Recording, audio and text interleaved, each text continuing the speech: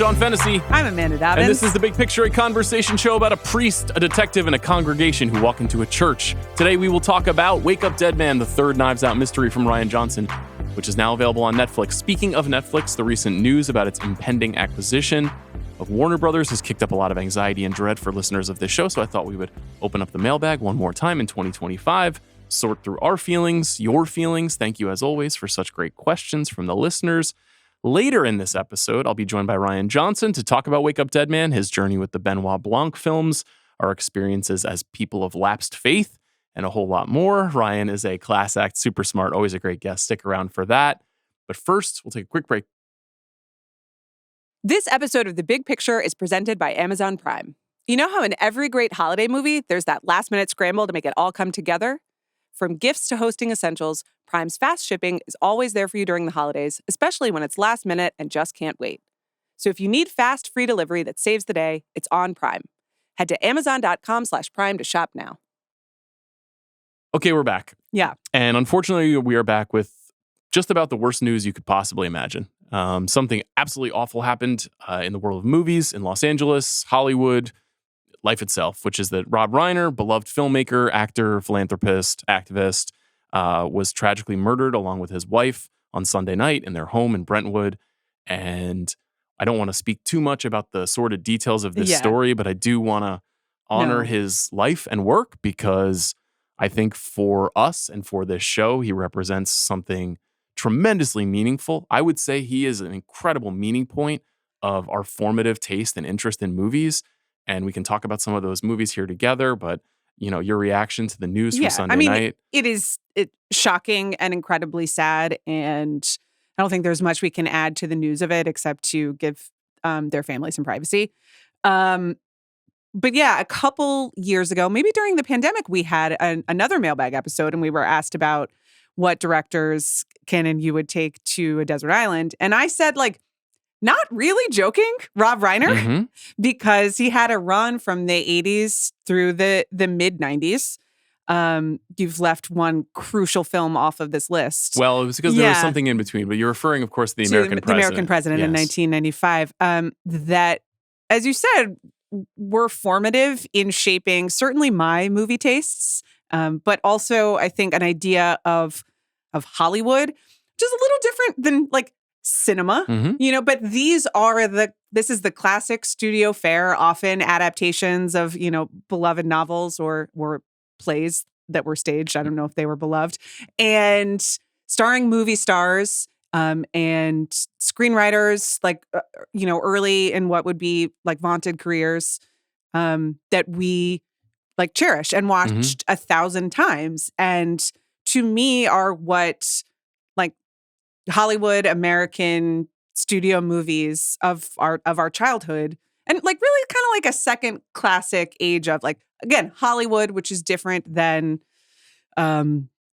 recreating artistic cinema, but there is real art in making movies that are so well made and emotionally connected to the audience and memorable that everybody had a Rob Reiner film clip that they were posting last night. Yeah, I think he forget about the high-minded for a second. Yeah. I think his art and his movies represent the pinnacle of creativity that makes people happy. Yeah. That there's something about the experience of seeing The Princess Bride for the first time as a kid, or seeing A Few Good Men at 12 years old and feeling that electrifying sense of importance. Yeah.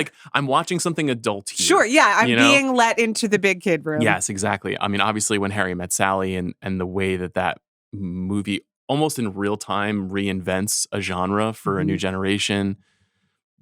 Spinal Tap, changing comedy forever. Can't genuinely. True. I revisited This Is Spinal Tap last night after the news because that's the only thing I can think to do when something terrible like this happens.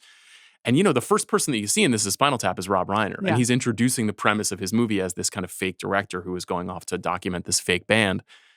And it's just a very warm feeling. He always had a kind of avuncular softness going all the way back to when he was not so avuncular as Meathead on All in the Family. Comes from this lineage of a Hollywood family. His father, Carl, also a beloved first television actor and then comedy film director. They're twinned in so many ways.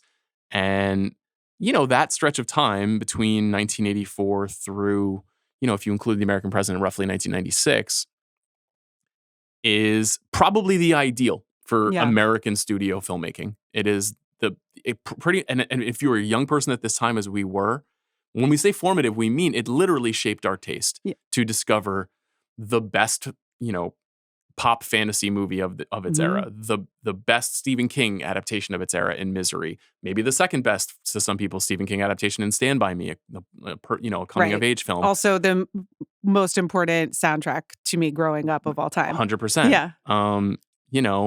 Capping all that huge runoff with A Few Good Men, which for us is like a talisman. It's like it's like a representation of kind of where our tastes meet. And he was also like a statesman of Hollywood. And obviously when Harry Met Sally is like the big breakthrough for Nora Ephron in screenwriting. But then a few years later, she writes and directs Sleepless in Seattle, and Rob Reiner is there like in a supporting role just because he was a person who was supporting other careers. He also did like co-found Castle Rock, which all the movies that he didn't actually direct, but that we love from this period of time come from Castle Rock in the mid 90s. Yes. So it was an imprimatur of something grown up and straight ahead and entertaining and cool, and he also had a big hand. I think that company had a big hand in helping shepherd younger filmmakers in that period in the early 90s. Just a short list of films that he participated in with Castle Rock: The Shawshank Redemption, Before Sunrise and Before Sunset, Lone Star,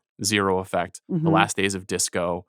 And also in that period, of course, he plays a huge role in getting Seinfeld greenlit and onto NBC. Yeah. And, that's maybe the smartest decision in TV history. So his career is huge. He's obviously been he was a very outspoken Democrat and very vocal about politics, and especially in the last 20 years or so. And just kind of had a beloved reputation. Everybody really loved him. I saw, he made a film with James Woods, Ghosts of Mississippi, in the mid 90s.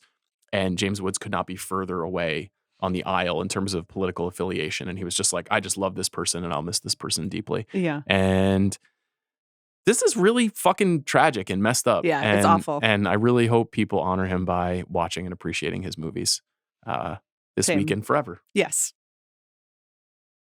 Okay, let's open the mailbag. I'm going to read these mailbag questions, okay? Great. Are you excited? You don't want to trade? Go back and forth? Yeah, let's do that. I can listen. I have a movie phone voice too. Yeah, you read all the questions about physical media. I'd say I'm going more for like SAG Awards, which has been rebranded as the Actor Awards, like intro text, yes. Or like so-and-so made their debut at the age of 12 on the soap opera Days of Our Lives. That's good. You've got a little bit of like mid-December rasp too. So there's like some depth there. You're getting closer and closer to Rachel Sennett. Okay. I'll read the first one. Deal? Okay. Allison writes, given the generally negative response to Netflix, quote, winning the Warner Brothers bidding war, do you think it could impact the Oscars? Might Academy members vote for non-Netflix films as a way of showing their displeasure? I don't think so, both like broadly and also in the literal reality of what's going on in this Oscar race, yes. Where it's like, I don't think Frankenstein was like, closing in on number one until the sale came through. Right. I don't think they probably have 3 Best Picture nominees. Mm-hmm. And I don't think any of them will already win Best Picture. Now, below the line, K-pop Demon Hunters is really big in the animated film category, but the alternative is Zootopia 2, which was produced by Disney, which just gave $1 billion to Sora, to OpenAI. Yeah. So, if we're out here punishing based on industry issues, there are no good choices. I think that's well put. And that's the other thing. It's like, Netflix, quote unquote, is winning right now, but this is going to be like a very long, protracted battle. And I do still think, whether this is wise or not within the industry, there are people who feel relief that it's Netflix rather than Paramount. No doubt. Certainly just because of the amount of jobs that will be lost if Paramount does succeed in its quasi-hostile bid, as as the town is now putting it. So, and I'll trust their reporting because I'm not, I don't yet have my MBA, but finals are coming up. 2026, I'm going to the Kim Kardashian law school, but for my business degree. So I think that the people are so relieved that they maybe aren't in like a immediately punishing Netflix mode. Also, at some point, Netflix has jobs and money for these people, and many other studios do not. Also, the thing is the question is anyone mad enough at Warner Brothers to not vote for One Battle After Another? Mm-hmm. Because, Warner Brothers made some mistakes, and it's not really the people who make these films who made the mistakes. It's definitively not the people who made the films. That's true. They had no influence whatsoever on the I don't know. sale.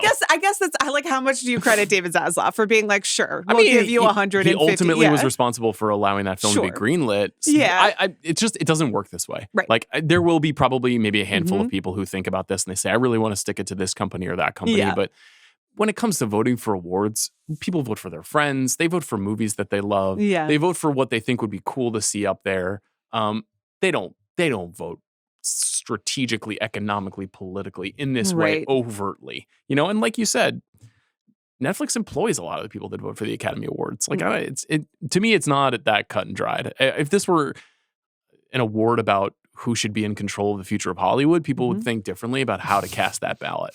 But that's not what this is. This is just about what movies do you think are the best ones. Yeah. So I don't really see it affecting it. Or who do you like hanging out with? Yeah, that's a factor too. That is a factor. I think that, there's a capriciousness to a lot of awards voting for these reasons, that they're made by humans. They're not made by political organizations. So I would not expect this. I don't think. Okay. Anything else? I mean, it feels like kind of it's bad vibes. Well, bad vibes in town. It is bad. It's been a terrible year in Los Angeles. Yeah, Really a hard year. Awful. And it's been a really hard year for people who work in Hollywood. And let's just celebrate one battle after another, Yeah. While fighting one battle after another. Okay, what's the next question? This comes from Emily. I'm traveling to see family for Christmas and want to see Marty Supreme as soon as I possibly can. My question is, will I be mortified or uncomfortable beyond recovery if I see this film with my dad? Emily, incredible question. I've been here, like, not with Marty Supreme, but with many other films. I see you. I've only seen this film once, so you've seen it more recently. Yeah. So you can. Me and my dad went together. You can probably we held remember hands the whole time. Like the most mortifying movies, but it's like what's comfortable and what's not comfortable with your dad. I can't remember any sex scenes that are so explicit that you would want to fall under the table. Yes. I can't remember anything akin to sitting next to my mother in Jerry Maguire when I was 12, which was, I'll never get over that. Yes. So in that sense, it's and fine. May God bless Kelly Preston. Yeah, rest in peace, truly. There's some gross things. It's stressful. No, the answer is no. Yeah. I think that anxiety that people talk about that Josh Safdie can generate in his movie making is very present. And if that made you unpresent, I actually think it's like less illicit than the Julia Fox stuff in Uncut Gems. Yeah. It has a real like sexuality and sensuality, Marty Supreme. There's a lot of violence and kind of mania in the movie, but yeah, I don't know. It actually, because it's a period piece and because it's a sports movie, it's kind of a good movie to go see with your parents, right? It feels like kind of a great Christmas release. I think so. I was trying to guess if my father would like it. My dad, who has incredible movie takes around the Christmas season and all year long, actually. And there is I remember my dad didn't like Frances Ha, which is a very different type of movie, except for that it is about a young person being an idiot, and so if your dad doesn't have patience for young people being idiots. Did you see that Timmy has been quoting my tweet? No. like routinely now. Oh, in two different interviews, he Wow. keeps saying that this is a movie about being an idiot in your 20s. There you go. Which is what I said about the movie. And it is definitely a true thing about the film, but somebody must have read him that tweet. I hope so. Can that person also read him my mailing address for a jacket? Oh, Size so you didn't small get to one. medium blue. No, I haven't gotten one yet. Like That's too bad. three Kardashian Jenners have them. And that was when Okay. I knew that I was not going to get one. But Okay. I'm still, I will give out my address. I would love a jacket. Okay. Um, More Marty Supreme coming to this show Yeah. in 8 days. Anyway, I think it'll be fun. Merry Christmas, Emily. Okay. Next question. And Emily's dad. You think he's a listener? Well, she can How tell old do you him. think Emily is, and how old? Like, do you think is it possible Emily's dad is 97? I wouldn't take a 97-year-old. Is to it Marty possible Supreme. that Emily's dad is our age? Which is worse. Dude. Okay, going forward, Yeah. all mailbag question writers, please include your age. Thank you. All right. Jane asks, I'm seeing a lot of people mad about the athlete mentality that Timothée Chalamet has had in interviews lately, where he talks about how he has been giving great performances lately. Mhm. Personally, I think it's cool, but I'm wondering what your opinion is on this and if it will hurt or help his Oscar chances. What do you think? I also think it's rad.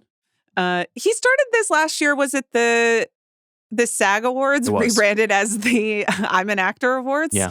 Um, I know you're not supposed to say this, but I'm in pursuit of greatness. yeah. And he listed some people, and Yes. it was rad, and it was cool, and it maybe played a little bit better because it was the first time, and because he was not considered the favorite Mhm. at that point, Yes. And he did not win the Oscar. and he did not win yet. So you were just kind of like, oh, look at this guy shooting his shot. Mhm. I would say that the tenor of this campaign has been like a little different and very much in keeping with the character of Marty Supreme. And also It's kind of cosplaying as the hero Yeah. of his new movie right now. sort of. And he is also like, in addition to being, I guess it's athlete mentality, but he's just really a student of the internet. Like Timmy is a premier poster. Yeah. And Talk your shit, yes, Timmy. and That's what he's doing. He Yeah. has grown up watching, like, everything from like Kanye press tours to all of the athlete interviews. Like, this is a playbook that is recognizable, that has imprinted on him. New York, man. He's from New York. We like it. I assume that there will be older people who are irritated by it, but I'm not sure that they were going to vote for the Marty Supreme performance anyway. I'm not sure. I mean, Joanna and I, Yeah. and you spoke about this on last Friday, and we, she was saying she doesn't think he wants to win. I just think he's promoting the movie, and I think he's trying to appeal to young people, because this is, even though it's a period piece, it's really a movie Right. for young people. Like, it's really fast paced. It's about a 20-something guy trying to achieve greatness and realizing kind of the toll and the cost of that. And it's just very relatable if you are anywhere from 15 to 50, I would say. So I think he's mostly worried about that and not as worried about the Oscar stuff, and we'll see if he kind of shifts the tact, because he's going to be nominated, obviously. Yeah. I do think older people obviously find this a little bit off-putting, but I also think you're right that he has located something very specific about his generation. And when he gave the SAG speech, he literally invoked Michael Phelps and Michael Jordan. He wants to be he just went on a professional wrestler's podcast. He went on College Game Day. I mean, the athlete mentality Oh my God, I thing. loved the game day. That was Was so great. good. And Yeah. what Jane is identifying is true, that he is pursuing this in a different way. He's acting more like maybe the way Terrell Owens would talk as a wide receiver than the way you would expect someone like Daniel Day-Lewis, another name he invoked, would talk during a press campaign. But I mean, who cares? Like, if the movies are good, the movies are good. I'm enjoying the show. Like Me too. I really, it's good for us. It's great, but also like he's speaking to my demo too, and I appreciate the performance, and it's funny. Jacket buyers. I want a jacket, So once again, just let Timmy know, everybody. Okay, what's the next one? What do you think the performance of the 2026 film slate, which is full of should-be blockbusters, will mean for the health of the theatrical business come this time next year? Do you think there will be significantly more panic than there is now if some of these titles don't perform the way they're expected to? Well, I think there will be panic. I don't think everyone's going to be like, yeah, we did it, it's partly about what it means for these movies to succeed. So, like, I've listed a bunch of them here for us. Right. Well, we're going to do the most anticipated movies of the year first thing we get back in January. But and I wouldn't say most of these movies are going to end up on that list, so I don't have a problem listing them. Okay. It's a huge year for Disney next year. Yeah. Disney has several movies that I don't know if need is the right word, but should perform. Right. Including a new Toy Story movie, live action Moana, the first new Star Wars movie in 7 years, which is The Mandalorian and Grogu. They've got Devil Wears Prada 2. They've got, what else? They've got Avengers Doomsday at the end of the year. Great. So like that slate of movies, in a different time, those could all be billion-dollar movies except for Devil Wears Prada 2, you know? Yeah. For Universal, they have a new Minions movie. They have Mega Minions. Wow. Mega Minions, Can't wait. What other Universal movies are on this list? Is that it? I mean, you know, that I'm listing basically franchise films. There's like 12 franchise films that are expected to make a lot of money. Included among them is like the Super Mario Galaxy movie. That's Universal. Shrek 5, which I know you're pumped for. Jumanji 3, that's a Sony movie. Then you've got Dune Messiah, which is Warner's. You've got the Hunger Games film, that's Lionsgate. So all those movies like kind of have to do well. Yeah. And if they don't do well, then everyone's going to start crying. Everyone's going to freak out. Yeah. Spider-Man movie, you know, that's Sony. And then there's like 4 other films that are really interesting for what we want to talk about. So that's a great ratio. It's not good. It's 12 to 4. The 4 films are The Odyssey. Yeah. The new Chris Nolan movie. Disclosure. The new Steven Spielberg movie that we talked about last week. Right. Emerald Fennell's Wuthering Heights. We're going to have an incredible time. I look forward to it. God, that standee has been up in the movie theaters for months. And then Project Hail Mary, the Ryan Gosling space drama adaptation. So excited. So I cite those 4 films because they are a little bit closer to, I think, what kind of we're hoping things like eventually get dragged to, even if the business is dying and Warner Brothers is going to Netflix. It's like, how do we preserve this? How do we preserve original films or adaptations of novels that are for not 13-year-olds, that have a lot of star power, made from, you know, at least interesting filmmakers with interesting track records. And I think there's a much better chance that The Odyssey is a huge hit than, I don't know, even something like Toy Story 5, which historically has been bulletproof. But like, can we guarantee that? Probably can guarantee it. But The Odyssey is like a foolproof hit.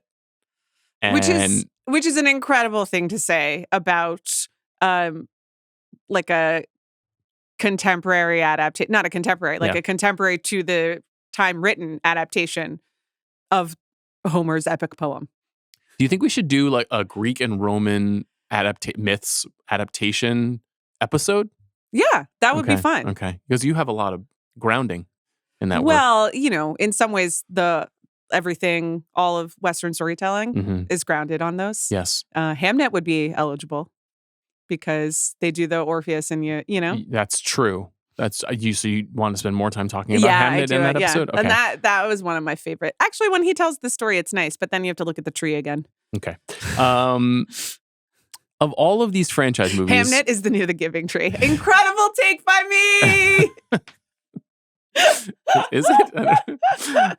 Out of all these franchise movies, is there one that you're really looking forward to besides Devil Wears Prada 2? Well, I'll take Knox to see Minions 3. Okay. So I think that'll be funny. Yeah. Mega Minions. Listen, I've liked Dune 1 and 2. Yeah, Dune Messiah. That's the one. Will it be called Dune Messiah? Or Dune 3 DUN 3? That would be good. I mean, look, I'm gonna probably like half freak out about whatever happens, right? It's not next year's not gonna be like everything's fixed. Yeah, like it's I said, good. Like it's not. We didn't invent like a time machine. It's not. Right. It's not going to be great again. And I think that we typically receive all of this industry news with hand wringing, and I'm at collectively. Speak for yourself. You know. I feel that I've been quite measured in 2025. Yeah, you've been great. Thank you. EJ writes, Isn't it my turn? No, it's your turn. You're right. Okay. Sorry. I was just excited to answer this. Okay. You'll be able to. EJ writes, in all the Ellison drama of this year, I keep thinking about where Megan Ellison is and the heater that Anna Perna was on about a decade ago. Obviously, we don't know the family dynamics, and there was a Hollywood Reporter story last year about the rough patch that she hit. But do you think there's a world where she takes a role at Paramount and that someone with good taste over there could actually be an unexpected outcome of this? EJ, that's what we call thinking positively Mhm. and or delusionally. I don't know any of the Ellisons either. I don't think I've even met. I've never been in a room with Megan Ellison. I haven't either. Um, I know a lot of people that worked in Annapurna. Sure. Yeah. I know some as well. And definitely has great taste. The vibes that I'm getting from the reporting are that Succession was not about the Murdochs. It's actually about this family. And so she doesn't want, I don't know. I don't think there's love lost. If she were going to be Yes, but involved. Shiv won Succession. No, she didn't. Her lame husband did. Well, but then they, I guess so. if anyone won, she won from that family. Okay. So then let's game it out. So you think Larry's just waiting and he's letting... No, I don't. I think that if she were going to be involved, if they had that kind of relationship where they valued her input or her time at Annapurna, she would already be in the mix. Yeah, Annapurna was a comet. And I genuinely credit this period of movies with getting me to where I am with covering movies. Because I was working at Grantland basically right when this movie company launched. And she was funding exactly what I wanted. Let's just go quickly through the list of movies that she made in that time. Lawless was her first movie, which is ultimately not a super successful Tom Hardy period Western film, but you got to try. It's a good swing. And then she goes on this run of The Master, Killing Them Softly, Zero Dark 30, Spring Breakers, The Grand Master, Her, American Hustle, Foxcatcher. Then she kind of loses her way a little bit. Yeah. Joy. American Everybody Wants Hustle Some is in there. American Hustle and Foxcatcher are on kind of we're trying this. We're still trying. They represent the right instincts. Yeah. American Hustle is a Best Picture nominee.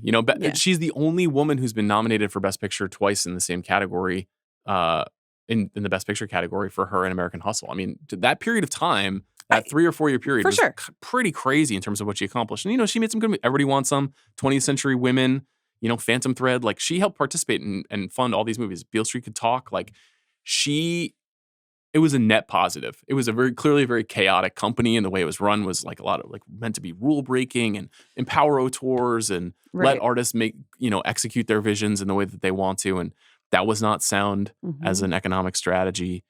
But I agree with you. I don't get the impression that Larry Ellison is kind of quietly lining her up behind David Ellison and she will emerge and say, I am the new queen of Hollywood. That's not really going to happen. Yeah. It would be nice if she had a division within Paramount, just because we know that she's really into Spike Jonze movies and same Richard Linklater movies and same.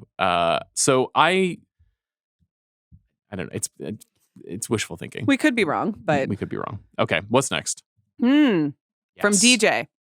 Letterboxd has just started their own video rental store on the app for lesser known, smaller released films.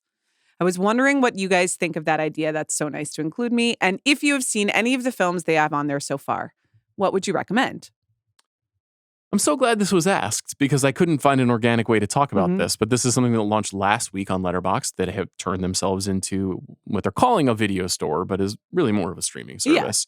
Yeah. And the great thing about what they're doing is that most of the films that they're identifying are films with no distribution. So I've watched one movie on the app so far. It's called It Ends. It premiered at the South by Southwest Film Festival. It's kind of an existential, very grounded sci-fi drama about 4 friends in a car who are on a road trip, or who are actually just going out to get some food, and they start driving, and they find themselves on an endless road. And the road only runs in 2 directions, and all they can do is drive. And if they get out of the car, crazy things start to happen. Really interesting, promising feature debut kind of a film. This is a net positive. This is a movie that otherwise you would just not be able to see because who knows if anybody would ever buy this movie. There are a handful of other movies that are like this. They also are going to clearly kind of refresh and redistribute some older films, probably more foreign language films.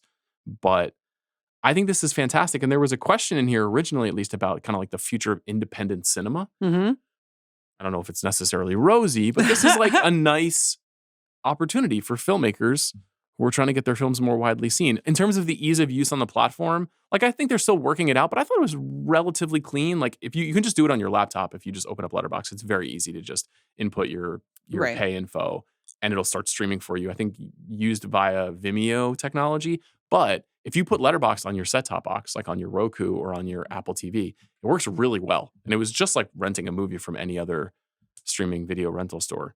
So I thought this was great. I liked It Ends. I know Chris liked CR liked It Ends. He watched it this weekend too. And yeah, I mean, he both shared the Letterboxd thing, and then like he wrote a comment being this is amazing. Yeah, which like Chris never does on Instagram. So that caught my attention. Yeah. I mean, it's a very cool film that otherwise wouldn't get to be seen. So I love it. I mean, if they start distributing Avengers Doomsday, I don't think that's great. I don't think that's really useful. Yeah.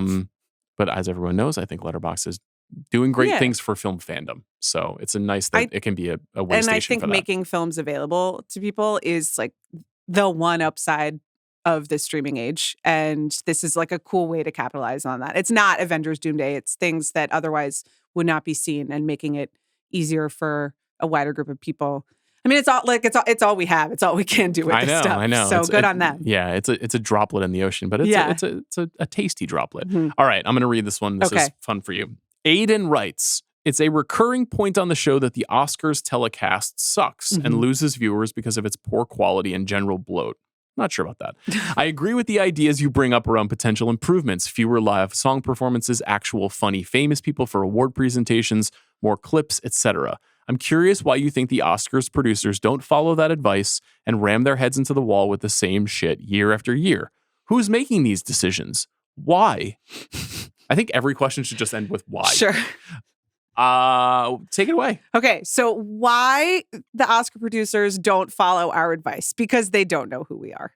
That's correct. The Academy knows who we are. And the producers of the show do not give a fuck. Well, I was going to say, if any of the producers do know who we are, they hate us. So, with the exception of Steven Soderbergh, who was an Oscar producer one year and has spoken to you several times, so he knows who you are, and I don't think he hates you.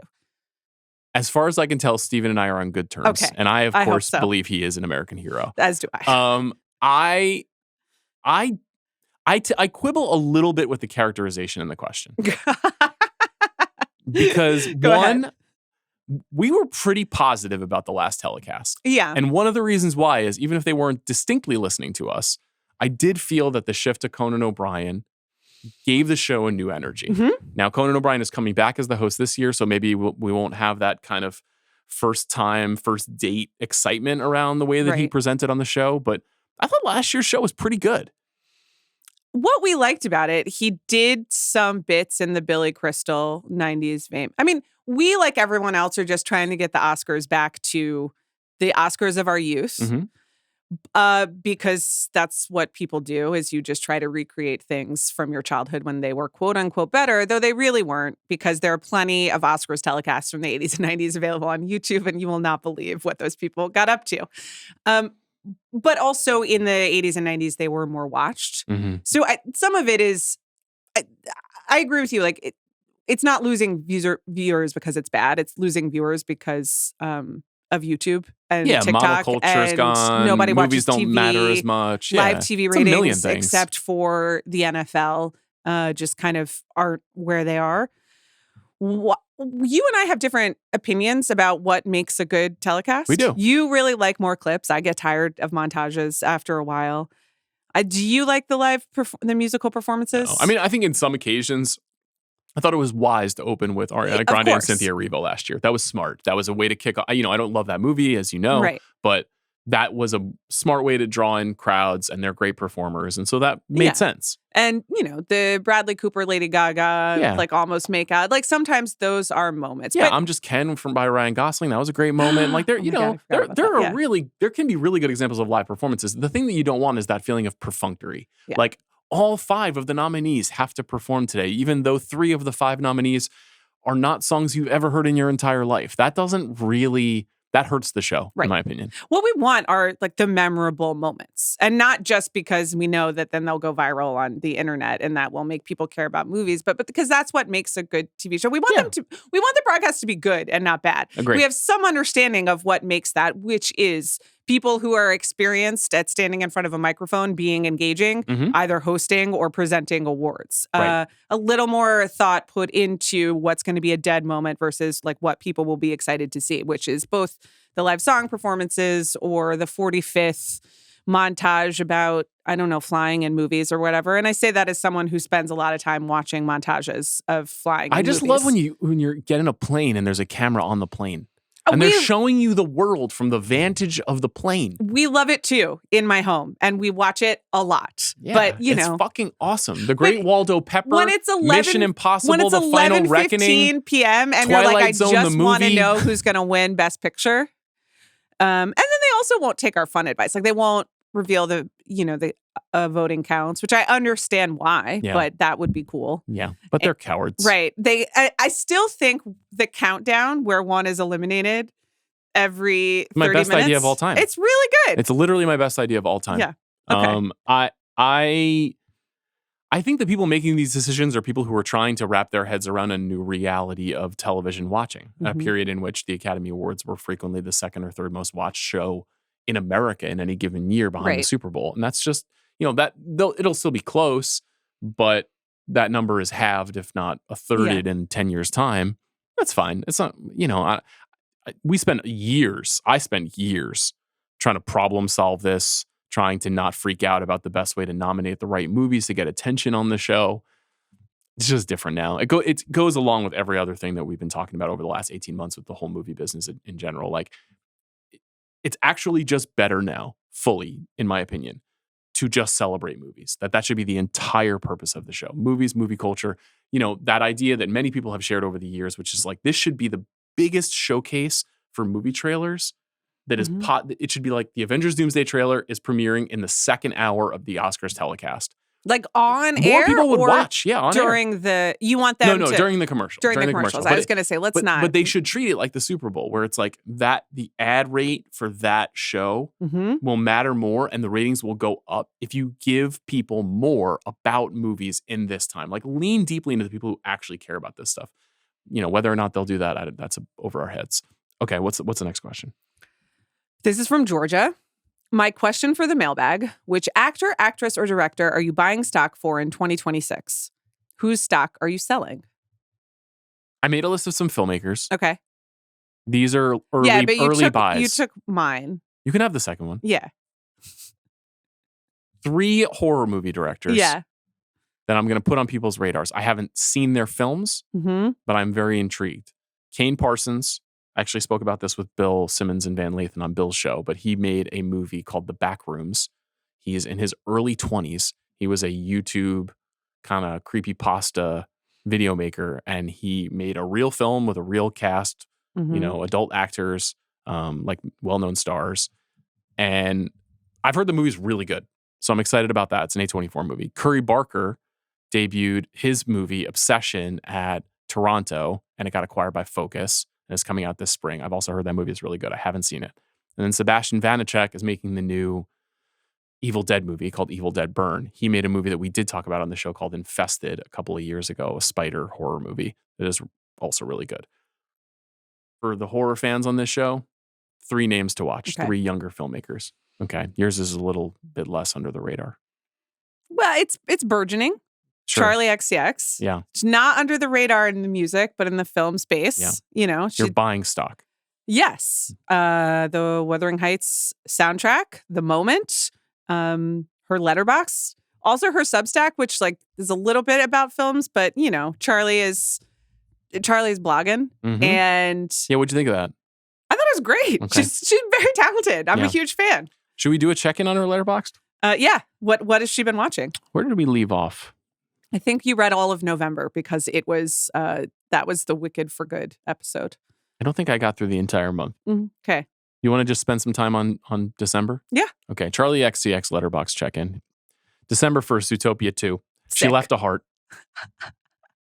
December 6th, 5-day gap. Got to bump those numbers up. Those are rookie numbers, Charlie. Okay. The first film she watched was Last Days, which is Gus Van Zant's sort of shaded portrait of the last days of Kurt Cobain's life, starring Michael Pitt. No heart, no rating. Okay. December 6th, she watched another film. Yes. The Weekend Away, a film I've not seen. Stars Leighton Meester. Great. Here, I'm going to read you the log line of the film. When her best friend vanishes during a girl's trip to Croatia, Beth races to figure out what happened, but each clue yields another unsettling deception. Ooh. I would watch that. The Is it Weekend filmed Away. in Croatia? Unclear. Okay. Because December- that would make a difference. December 7th, she left a review of Yes. the film that she watched. The film is Before Sunrise. Okay. Here's the review. Mm-hmm. OMG, this chemistry. Okay. This feels like a first-time watch Yeah, I was for going her. to say, is this the first time? Well, welcome, Yes. Charlie. 5 stars. Great. December 10th, Yes. Pillion, a movie I love. I know. Charlie Layton's BDSM, gay rom-com drama starring Alexander Skarsgård and Harry Melling. Actually, the movie that our guest talked a bit about later in this episode. December 11th, The Voice of Hind Rajab, which was at the Venice Film Festival, which is an incredibly tragic and sad movie. 5 stars and a heart. December 13th, Wake Up Dead Man. Okay. No notes.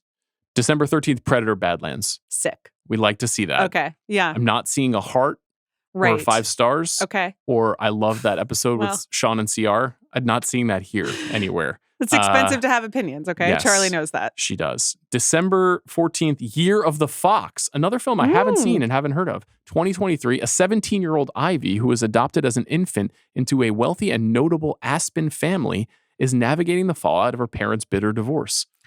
Aspen, Colorado?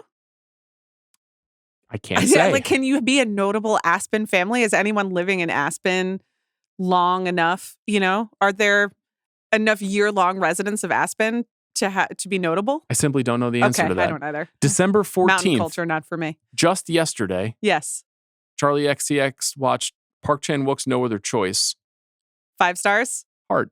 Oh, okay. Just a heart. Just a heart. Okay. Anyway, this has been Charlie XCX watches movies and we talk about them. Okay. Back to people we're shouting out. So Christopher Borgli is the director of the drama. Yeah. We saw a teaser for the drama, the new film starring Zendaya and Robert Pattinson about a couple who everything is perfect. They're cool. They have hip, stylish clothing. They're beautiful. They live in a cool New York apartment. And then something's wrong.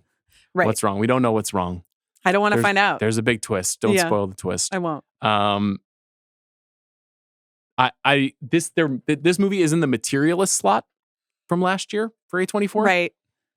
Well, we had a nice time. And everyone was very normal about it. One of the best, easily one of my favorite episodes of the year that we've done. And a fun movie-going experience for a movie that I think is deeply flawed. Still thinking about the Shrek meme where he just sinks down in the cake. That's so good. That was good. Can we talk about Anne Hathaway? Yeah. It's her time. I'm nervous. Well, this is risky. She's got 6 films this year. And it's not, she doesn't schedule them. Nope, it's not her fault. You know, it's not her fault. But exposure for anyone at this level is tough to maintain, as we're seeing from Timothée Chalamet right now. And that's just one big film. Individually, in different ways, I have interest in all 6 films. The films that she's going to be in. The Odyssey. Yes. In which she plays what's Odysseus's wife's name? Penelope, thank you. The Devil Wears Prada 2. Do you remember her character's name in that? Annie Sachs, but Miranda calls her Andrea. Is that actually her name, or did she invent that for her? I don't actually know, because the first time she says Andrea and she says Andy, everybody calls me Andy, but then... How do you feel like Andy for a girl? It's cute. A-N-D-I or A-N-D-Y? I have A-N-D-I-E? I've always spelled it in my head, A-N-D-I-E, like Andy McDowell, but I guess I haven't seen it written out. They don't show her bylines. What about A-Y-N-Y-D-Y? That seems complicated. Okay. Next, Verity, yeah, which is the forthcoming Colleen Hoover adaptation with Anne Hathaway and Dakota Johnson. You will not see this without me. Like, you will not. I will not go alone. Okay. This is like a major Kim Crawford night. And I think we'll have an incredible time. I want to see this movie inside of a bar. That's the only way I think I'll be able to enjoy it. Then David Lowery's Mother Mary, long-awaited two-hander, apparently, that the streets have been waiting for. We got a trailer for that movie. Also, speaking of Charlie XCX, wrote the songs for Mother Mary. One more Charlie thing. Flower of Vale Street, David Robert Mitchell's follow-up to Under the Silver Lake, which has been long delayed from Warner Brothers. Have some concerns. I was going to say. Very excited about it, but have some concerns. And then I didn't realize this, but I just read last night that she's also appearing in a new film by Ron Howard called Alone at Dawn. That's just a robust year. Yeah. Are you holding your Anne Hathaway stock? Selling? Buying? Holding. What about The Rock making Jumanji 3? Are you selling that? We checked Jumanji out of the library, the book, the other day. Okay. Or, I was curious whether it would take. Didn't take. So, right. Just with your child. Yeah. Okay. Not with you alone. Okay. What if I was just sitting there? It's an image. Yeah. Who knows what happens after bedtime? So, what else is he going to do? It does feel like a bit of a retreat. Mm-hmm. It does. And is live action Moana also next year? It is. Okay. So, you got to do what you got to do, We did, what do we have to do? 35 over 35 next year? Is that where it is on the cycle? And pinging back and forth? Did we do 35 under 35 this year? I can't remember. You do it every 18 months. Is that true? That's what you told me last time. Okay. So I remember that we did it for Challengers, and that was April. So I've got 7 months till the 44-year-old cliff. When I fall off the cliff. I can't talk about that piece. I'm sorry. Just listen. It is a thing that existed. Predates that piece. There's science, but it's fine. And I have some thoughts for you. You're gonna be fine. I'm gonna be fine. Yeah. I'm happy to hear that. We're gonna work on your mobility. We're gonna work on your vitamins and vitamins. I think that you could use an infusion or two, not like the IV drip. I'm not doing it's that. It's a really a classic thing where if I just eat an orange, I just feel 100 times better. I know that, Sean. Just 100 times better. I am familiar enough with your diet at this point. I think I actually have like a very normal body. I'm just going to say that out loud. Okay. I'm a normal man with a normal body. And if I treat it as such, I'll be fine. I think that we can, as you approach the 44 cliff, we can just like up the care just a little bit. Here's what they don't know about me. I'm wearing a parachute. Doesn't matter. Send me off that cliff. I'll be flying gracefully. Okay. Next question. Yes. No, I wanted you to ask me the next one. Okay. Can I ask this one? Yes, go ahead. Okay, I'll ask you Emma's question. You read me Jeff's. Emma asks, my question is, which movie on your 25 for 25 was hardest to pick, come to an agreement on? Whether that be to include it on the list or its placement on the list. Well, Frances Ha has been a recurring source of frustration and disagreement for us. I think, I personally, I still don't feel good about the Christopher Nolan pick. We went all different ways on that, and we did what we had to do. But I would have liked to come to a better resolution. I think we actually had a very friendly and warm and actually encouraging for our pod relationship experience doing the 25. Yeah. Where you put a rough draft together after we did the cut down, and then I kind of tweaked it a little bit, but didn't tweak it that much, like not dramatically. So that part of it was good. I think and even, we haven't listened to the selection episode, but that was like kind of nerdy fun for us. It was not contentious as people might imagine it. I think that for me personally, there are a couple of movies that are just not Amanda movies that undoubtedly would have been on my list. Like Almost Famous and Eternal Sunshine of the Spotless Mind just would have been on my list. Yeah. And they're not. They're not on the list. Yeah. So there were a couple that were like, but not a lot. Not a lot where I was like, I don't want to fight with you, but I would fight with you about it, Yeah. It is also hard to fight with me. You made a last minute offer about. I did. And I was just like, absolutely not. Like I wasn't even going to engage with you. You're not the coolest negotiator, I would say. I don't negotiate. Yeah. Like you don't negotiate with terrorists. Yes. I don't negotiate. But you know who says that? Yeah. Terrorists. It was a terrible offer, and I wasn't going to take it. If you'd made a good offer, I would have said yes. Well, there are a few movies where I'm like, I can't believe that this isn't on the list. I agree. Tar is also a new movie that, I tried there just wasn't a place for it. I know, but like I would say 3 or 4 times during this year, I've texted you being like, okay, but what about Tar? Yeah, I know. Yeah. It was tough. Yeah, it's a really tough one. Okay, Tar and Almost Famous are very hard for me for those to not be on the list because of how much I like them. Even though I need more time with Tar, is something I'll say about Tar. Okay, I'd like to see it a couple more times. I'm wearing my Tar blazer. I didn't even realize. And giving Tar energy. Well, okay, you read the next one. Okay. Oh boy. Yes. Given the potential acquisition and the threat to physical media, this is from Jeff. What are the Warner Library, including one's license to Criterion 4Ks, we should be asking for this Christmas? Let me just say that you've put a list together. Mm-hmm. Haphazardly. No, it's fine. It's just like if you're collecting 4Ks, you should have these. These should be on your list if you don't have them. Well, I generally agree with Yeah. that, but I think it's worth locating Sure, for people who totally. maybe aren't thinking about. A lot of people have clearly started collecting in the last few years. Like I hopefully in part because they're listening to the show, but just in general, there've been like 15 trend pieces in newspapers and magazines and websites over the last few years that like something is kicking up, obviously. Yeah. Well, and I think some of it is trend pieces. It's that you gave them an idea, but that's okay. That may be true. I think there's just like some existential dread stuff with I want to own my stuff. So this is very basic. This is like starter kit to me for the Warner Brothers and Warner licensed stuff. Wizard of Oz. Mm-hmm. Before they put David Zaslav's face in it. Yes. As they do did not in buy the Sphere. the AI-induced Sphere version. Wizard of Oz, there's a beautiful steelbook 4K. Buy it. It's a must. Citizen Kane from the Criterion Collection is a must. Buy it. The Bogart classics. They've been collected on Blu-ray. But not on 4K? Slowly over time, they're being added on 4K. Okay. Casablanca is available on 4K. To Have and Have Not, I believe, is not. Treasure of the Sierra Madre, I do not believe is on 4K yet. The Big Sleep, The Maltese Falcon is available on 4K. Okay. I may have gotten a couple of those wrong, but Bogart made a great many movies in the 30s and 40s that are all-timers, but the best known ones, I think because they were made by Warner Brothers, and so they have been a legacy studio that has been able to continuously promote those films, are these movies. 2 recent Criterion 4Ks of Stanley Kubrick movies, Barry Lyndon and Eyes Wide Shut. The Eyes Wide Shut Criterion is anybody who's serious about owning movies should buy it today.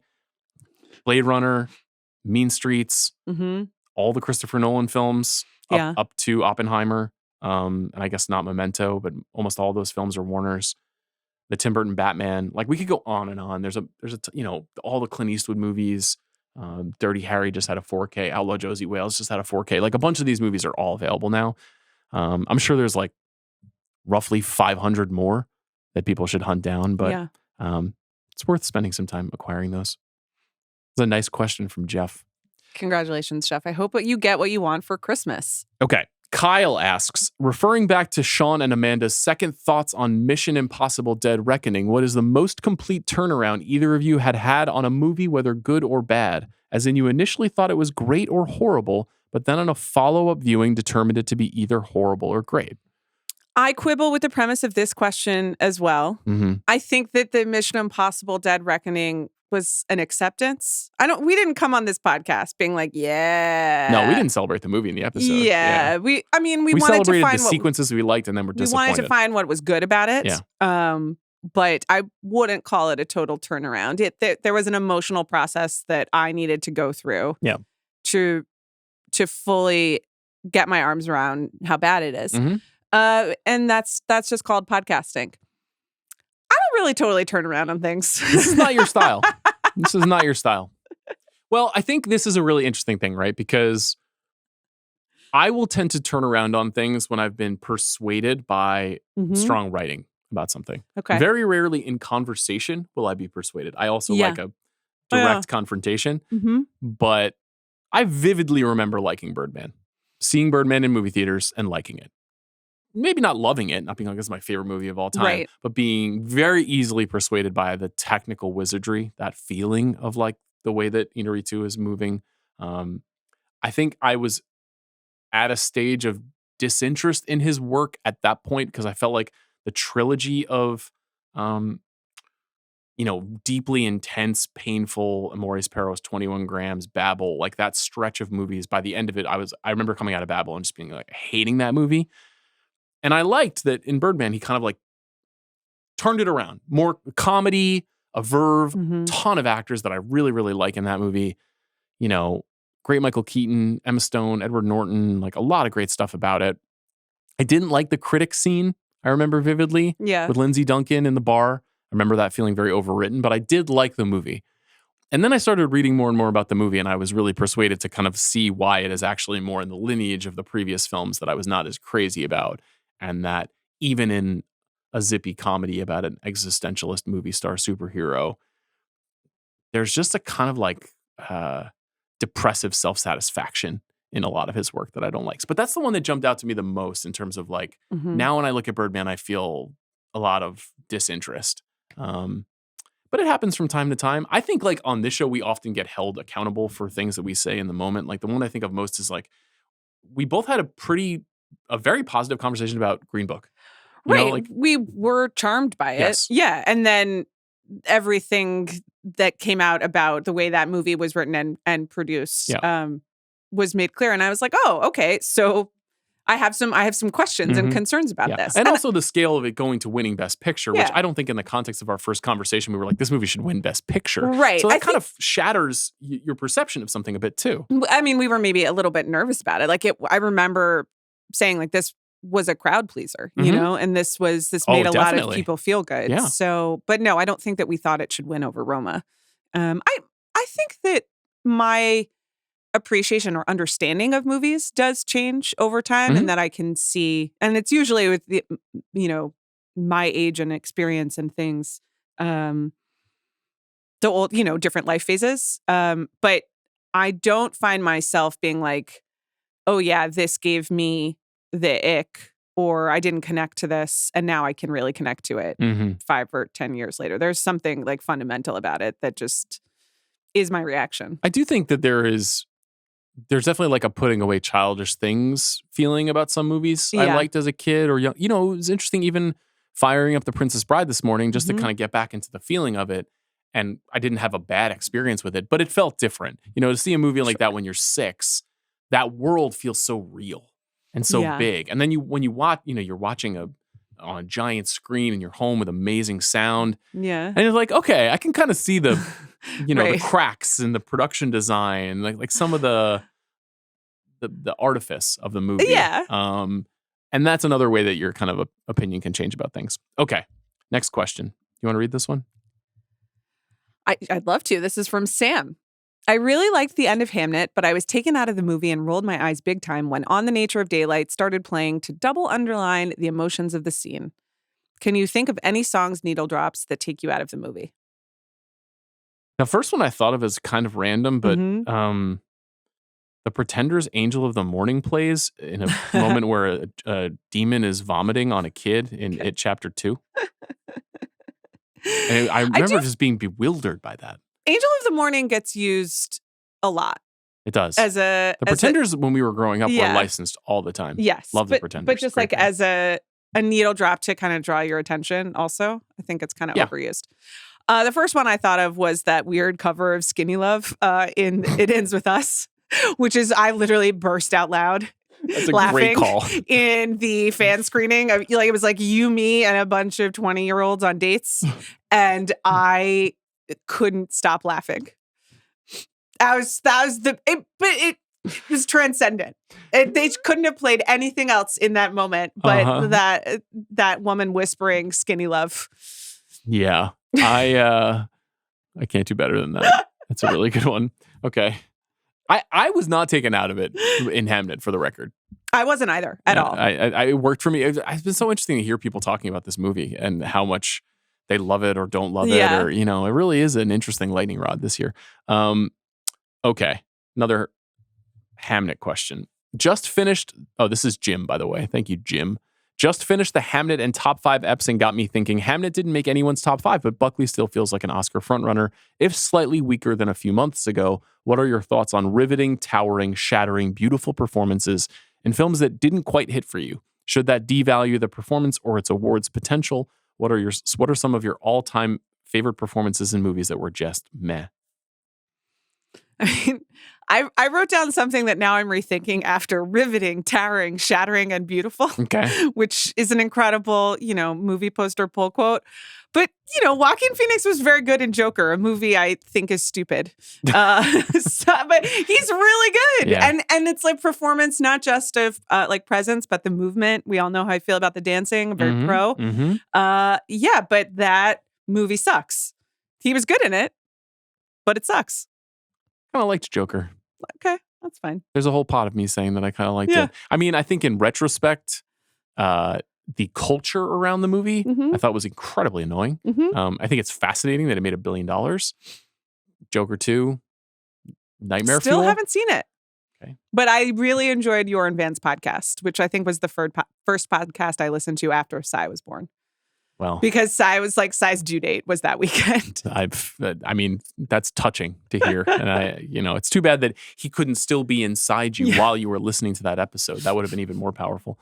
I wrote down Marion Cotillard and La Vie en Rose. This is a good call. Which is a movie that I never really cared for, but you cannot deny the way in which she transforms and is just the towering, riveting, shattering quality is there, but that is ultimately just a musician biopic in many ways.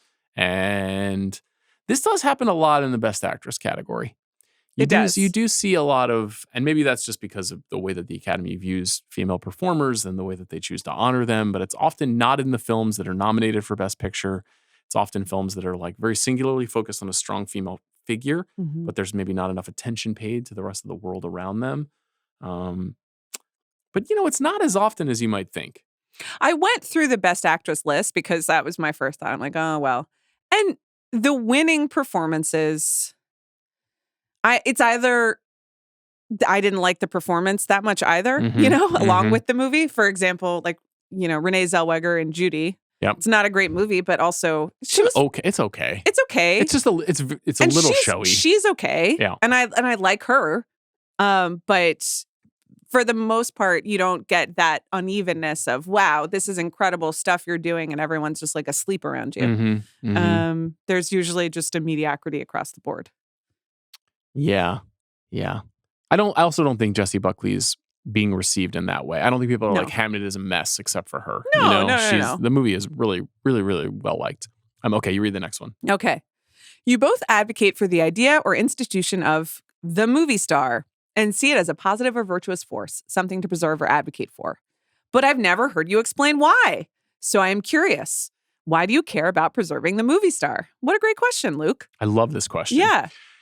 Couple of very obvious things. One, movies are dreams and they have to be manifested in human form. And the best way to do that is by finding someone who you can feel your dreams through. It's just a very simple thing where, going back to talking about seeing the Reiner movies at a very young age, when you see Robin Wright in that movie, she is the embodiment of grace and beauty to a young person. Like, she is just captivating.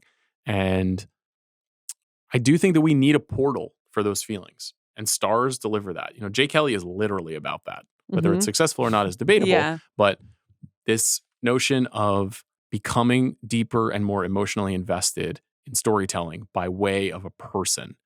And sometimes it's a hero holding a gun, and sometimes it's, a person at the most painful stage of their life. But we're at this inflection point with storytelling and artificial intelligence. Yeah, fuck that. And I do think that, I don't think that's the reason why I became really interested in movie stars as a young person, but I do think that now they're, sort of receding in the culture feels tied to who we look to feel and get excited. People are still doing that, like influencers exist. TV shows are still popular. Well, yeah. It's not that stuff is completely shattered, but the Disney investment in OpenAI and Sora is genuinely concerning for me. Genuinely, because it legitimizes something that could send us down a really slippery slope. And I was actually feeling like in the last few months, like there was a personal rejection, a very vocal rejection happening. Guillermo del Toro, before every screening of his movie, saying like there was no generative AI used in this movie. Fuck that. Right. Jim Cameron doing the same thing. Like strong voices in the industry coming out really hard against it, but they see money and they're fearful of being overtaken. And that's why they're pursuing it. Well, to that point, what the investment is really like is in characters. That's, the investment is in AI, but what it will enable people to do is use Disney specific characters in makeup. I don't know. They're like sword fighting or whatever. Yeah. Minnie Mouse and Mirabelle from Encanto can have a cup of tea together. Right. Yeah. Which is cool or whatever. But the characters you can license, but the characters have in many ways in movies and in our culture replaced movie stars as the franchisable thing. And there is like a strategic, dangerous part to that, which is everything you just said of that it becomes less human and slips away from us and then just is computerized or whatever. But there is also, you are losing like a human element in your movies. And so I think strategically in terms of the industry, you made the point, there are influencers, there are other people, but like we still live in a world that is either characters or people based. We like social media and getting people to care about movies requires like a personality rather than, I don't know, a screenwriter or like some sort of. Well, okay. Here's a way to think about it. Think about Spider-Man. Yeah. Spider-Man, one of the great characters, one of the defining characters of my young life. A character that persists. Like maybe the most, Spider-Man and Batman, the most like indestructible franchises to the minds of young people that we've seen in the last 50 years. Spider-Man does not work without Peter Parker. There has to be a kid, a teenager, under the mask to get invested in that story. If you try to make a Spider-Man movie that is only Spider-Man in the mask, the movie will not work. So even in the circumstances of the most aggressive IP expansion imaginable, the biggest possible tent, it's still about a person, that character that's been created. Right. I'm not saying that's going to happen for all times, but Tom Holland and Tobey Maguire have made this work because we like being with them. We like feeling their you struggle. attach to the person. Yes. Completely agree. But then artistically, it's the same thing. Where like the difference between photography and cinema, the difference between painting and cinema, the difference between like a fashion show and cinema, all of like things I love are the people, the actors. They're walking and talking. They are human. You are connecting. How are they moving in this world? How are they manipulating? What you're capturing is a person and a star. And so, when they really do it, and what movies in particular invented is that movie star, that person that is just like a little bit larger than life up on the screen. We always say, you know it when you see it, but there's a presence, and it is the humanity that makes it different from a piece of still art or a piece of music or any other art form that we love. So that's why they matter, because it's like the singular creation of the movies. Well said. Last question. You want to read it? Sure. I recently went to see one of my top 5 favorite films, The Shining, in IMAX and consider that to be one of the best theater-going experiences of the year and potentially ever. Are there any other film classics that would raise your eyebrows to see getting the IMAX re-release treatment? This should happen for a lot of movies. It happened for Apollo 13 this year and I missed it, which is would have been my answer. It's a tough one. My mind flashed on The Good, the Bad, and the Ugly first because of the size and scope of that movie, and just Leone capturing the eyes on the biggest screen possible would be really exciting. But I mean, any film classic. I missed The Shining as well. That would have been really exciting. But this does feel a little bit like backstopping, like this worst case scenario situation we're heading into with movie going, where it's like, okay, well, at least you can go see blank. I almost went to go see the Jim Carrey, the Grinch Stole Christmas, Ron Howard movie this weekend with my daughter. We ended up not being able to make it, but I was like, I've actually never seen that movie. And she loves the Grinch right now. We're all about the Grinch. We visited, Whoville at Universal Studios. So now Grinch culture, Cindy Lou. Okay. It's sure. It's a big deal. Mega Cindy Lou vibes for sure. It's huge. I have a wonderful photo of them meeting at Universal Studios. That's cute. Big moment. But I was like, it just makes sense to just put that movie on an IMAX screen for 5 nights every December 10th. Like that, this methodology, this strategy works. But I don't know if there's any individual movies that you really would like to see in this format. Well, going back to classic movies, I was thinking West Side Story, Singing in the Rain, anything with movement, which for me would be choreography, just as big as possible would be really fun. But I would like to go see, I missed the Sense and Sensibility re-release because I have to go see Anaconda instead, which is my life. You want to see Anaconda I want instead. to, but I don't need that to be IMAX. Yeah. I would love for that to just be like in a big, beautiful theater. I thought when we did the Inglourious Bastards event, like that print was so gorgeous. So getting to see movies that I love in the way or in the best possible format of how they were made or how they were intended to be made is cool. Like, I mean, it's just called a repertory theater, and bless all of those people. So if we could get more work for programmers and get more, like, again, it's not a bad thing. I'm open to it. Agreed. Yeah, go see Sense and Sensibility if you can. You love premium large formats. You're always saying that. This episode is brought to you by Amazon Prime. Like an action blockbuster, the holidays move quick. But with Prime, fast, free delivery means those last-minute gifts arrive right when you need them. Last year, while watching Singin' in the Rain with my son, I realized a pair of tap shoes would be a perfect Christmas gift, and I had them under the tree for him on Christmas Day. Prime's fast shipping is always there for you during the holidays, especially when it's last minute and just can't wait. Last minute holiday magic? It's on Prime. Head to amazon.com/prime to shop now. Let's pivot. Thank you for your questions, as always. Great questions. Wake Up Dead Man, a Knives Out mystery. Yeah. This is the third film in the series, once again written and directed by Rian Johnson. The stars of this film, as Benoit Blanc, Daniel Craig returns, Josh O'Connor, Glenn Close, Josh Brolin, Mila Kunis, Jeremy Renner, Kerry Washington, Andrew Scott, Kaylee Spaney, Daryl McCormick, and Thomas Hayden Church. Wildly qualified collection of actors in this movie. The logline is: a baffling death inside a quiet church draws Benoit Blanc into a tense investigation where faith secrets and suspicion blur as a close community turns against itself. All right. What did you think about this? I like these movies. I like Rian Johnson and I share a huge passion for Agatha Christie, the Agatha Christie adaptations of the 70s. A similar sense of humor. He makes me laugh. I like many of the actors he chooses to be in his films, and I'm never going to say no to hanging out with Daniel Craig and Josh O'Connor together for several hours. And I think that there's a really delightful buddy comedy in the middle of this. I do not care about Catholicism this much. I just don't care.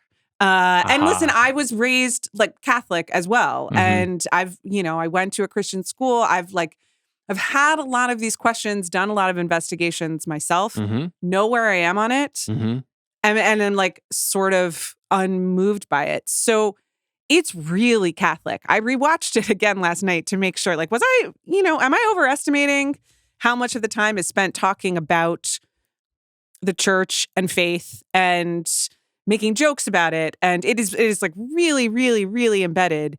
And that it's not that it's not well done. I just I don't care this much about priests. I just don't. So that is where I netted. I think it will sound odd if I say I do care this much about priests, because I'm not sure that that's exactly what's going on. When I was going to church as a kid, I also was raised Catholic. There was a kind of an intonation, an invocation that you would hear priests, and the priests in my church sang. And the priest would saying, "Let us proclaim the mystery of our faith," in a very stentorian tone. And let us proclaim the mystery of our faith. That's the thing you would hear over and over again in church. Yeah. And I had no idea what that meant. I didn't understand it as a kid. I didn't explore it. I was not interested in it. This movie is interested in that. This movie is very specifically interested in that. I don't think you have to be a person who is undecided about their faith for this movie to be interesting. And I don't think you need to be Catholic or a non-believer to get interested in this movie. It probably helps if you're open to exploring it, because as a mystery, I think the movie is just okay. I think actually Rian Johnson has kind of gotten a little bit he's very interested in the mechanics, but maybe not in the propulsion of the mystery itself. And I think that happens when you write a series of movies like this. And I think he's trying to do something really interesting and has been mostly successful in this part, which is he's trying to make movies that are otherwise meant to be going down easy entertainments, which the Agatha Christie stories, which are great, but are very rarely thematically deep and rich. They are page turners. No.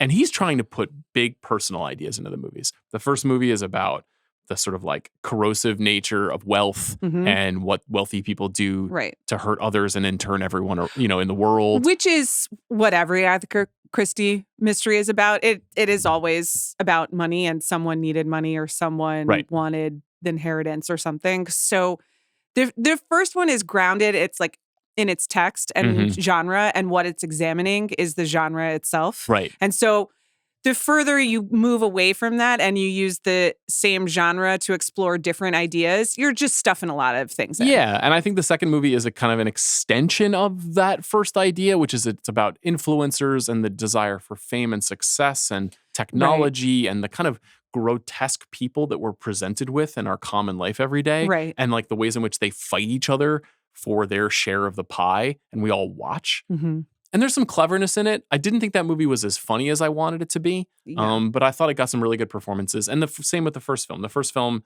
has great stuff from, Toni Collette, and that's like the best Chris Evans has ever been, and Ana de Armas. And the second film, Kate Hudson is really great in that movie. Edward Norton is great in that movie.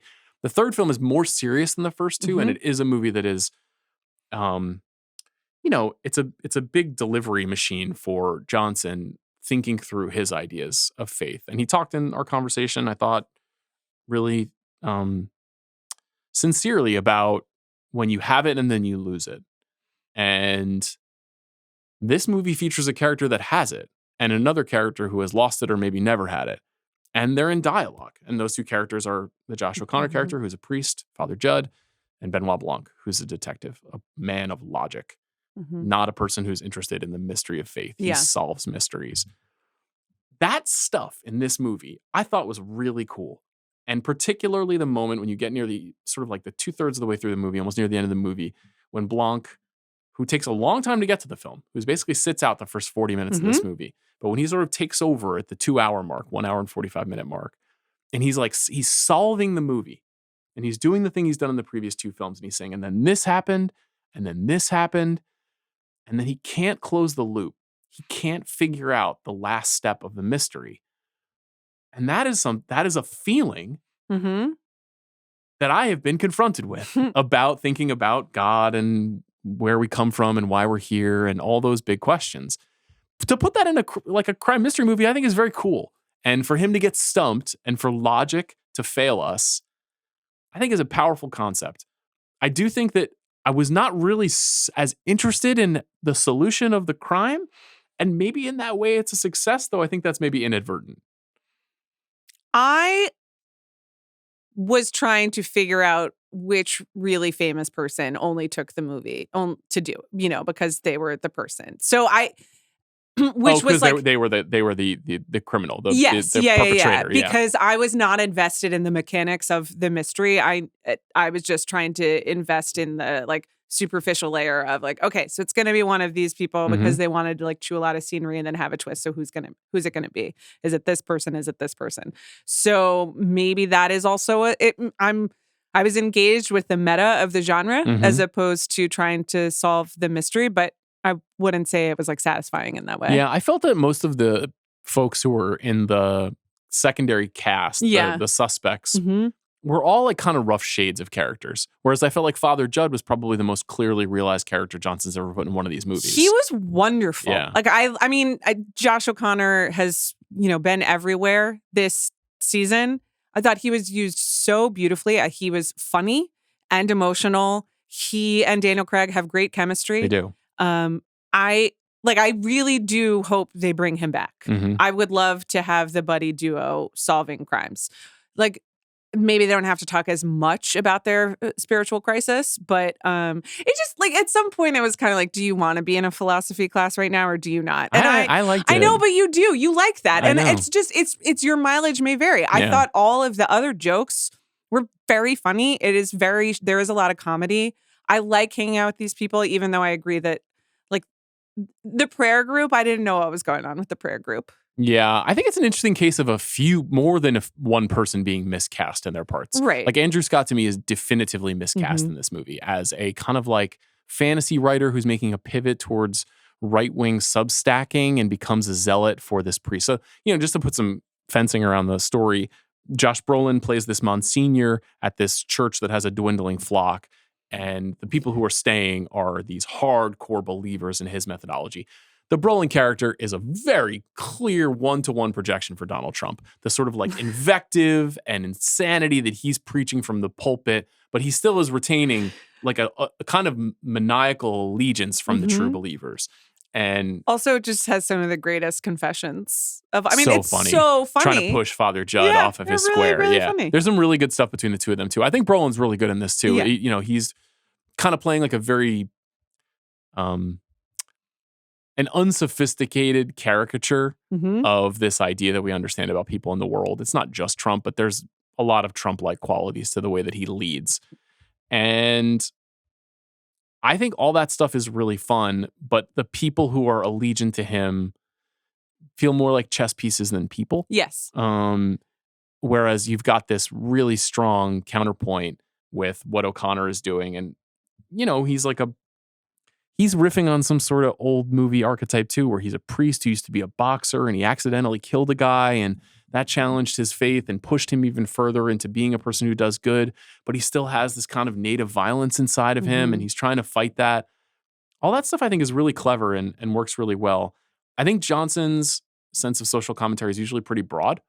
I don't know if that's a bad thing necessarily, but it's like it can be incisive about the right ideas, but anytime you can feel his point of view on politics coming into view, it feels a little bit softer and more obvious to me than when he is really zeroing in on something that is like racking his brain. So I don't know. I mean, The Bridget Everett scene is wonderful, and that's also an example that is about faith, and that is like a really beautiful and beautifully acted scene between two people on a phone. That is like almost from another movie, but that's okay. Amazing example of what a good writer he is. Yes, yeah, totally. And also both people perfectly cast for that scene. So that was really lovely. It has so many great moments. That's what I'm saying. Like the idea of the confession, the idea of like why you need someone and something to believe in. Yeah. Is such a rich idea that like the mystery stuff is kind of getting in the way of some of that stuff at times. It's 2.5 hours and there's a lot. There's a lot going on in it. A lot of people, a lot of plot maneuvering, and so I think that I connected to a lot of it, not all of it. But to your point, it's really enjoyable and easy to watch. And does it matter if I connect to every bit of it? Because many people will watch and really enjoy this. And it's not successful. You think a movie like this can change the way people feel? Because people don't turn on Knives Out movies to change the way that they feel. I think they're these sort of like velvety, frictionless, fun times. But they're all undergirded with heavy stuff. And I genuinely don't know if people like that component. That's probably my favorite component of the films, but I don't know if the general audience does. I don't know whether they consciously do. I don't think that these movies are successful because people are like, now I'm reevaluating my relationship to my faith and the Catholic Church circa 2023 or whatever. But I do think that they're successful movies and that they are crowd pleasers, you know, with something elevated, something that maybe you don't think about. I mean, you know, to bring it back to Rob Reiner, there's like a lot more going on. I mean, there's these movies which are a lot denser, but broad fare done smartly that can really maybe just like twist or poke someone without them realizing is increasingly rare and a real accomplishment. Might be getting back into faith in 2026. Maybe not a religion. Right. This is the second time that you've brought up your burgeoning spirituality. The first time was like 2 hours into Avatar: The Way of Water. So I just want to do a little wellness check there for you. I'm doing well. I think I'm really thinking about the second half of my life. I'm being dead serious. I have a young child, you know? My dad's getting older. I lost my mom. I'm really trying to like figure it out. Even in talking to Ryan, I could not help but think of my mom while watching this movie because she was a very faithful person. And one thing that I told him was that she was close friends with a couple of priests, especially in the second half of her life. So like I would come home from school and Father Bruce would just be sitting on the couch. And I'd be like, what the fuck is this? Like, is he allowed to be here? Like, do they let them out of the rectory? It is like seeing your teacher outside of school when you're 12. Yeah. Yes. So, you know, I don't know that I definitely don't feel a strong attraction to like Catholicism. Yeah. I have a lot of problems with Catholicism, the church. Like, I'm not really interested in that. But spirituality, yes. Organized religion, I'm not so much. I'm hard mixed. Yeah, I'm with you on that. Yeah. Okay. What about would this movie have made $400 million at the movie theater? We said that about Glass Onion, right? We were like, if you put this in theaters, this would have made so much money. Now it feels like the movie has been like defined as a streaming property, which is kind of frustrating. Right. Because I think the next one doesn't have to be Netflix. Oh, they're out of their I contract? think they're out of their deal on that. I don't know. I Okay. don't know. I could be wrong about that. They didn't tell me. Who didn't? Ted? Did Ted call you? Yeah. Amanda, it's Ted. Look, I'm just calling because I have the details of the Knives Out contract here for you, and I just want you to know we've just closed the deal. Here are all the details. Right. Yeah. That's the call I'm hoping for from Ted. Anyway. This is a pleasant movie. Yeah, it is. Oscars? I don't think so. I don't think so either. Yeah. Can we leave it at that? Yeah. Okay. Let's go to my conversation with Rian Johnson.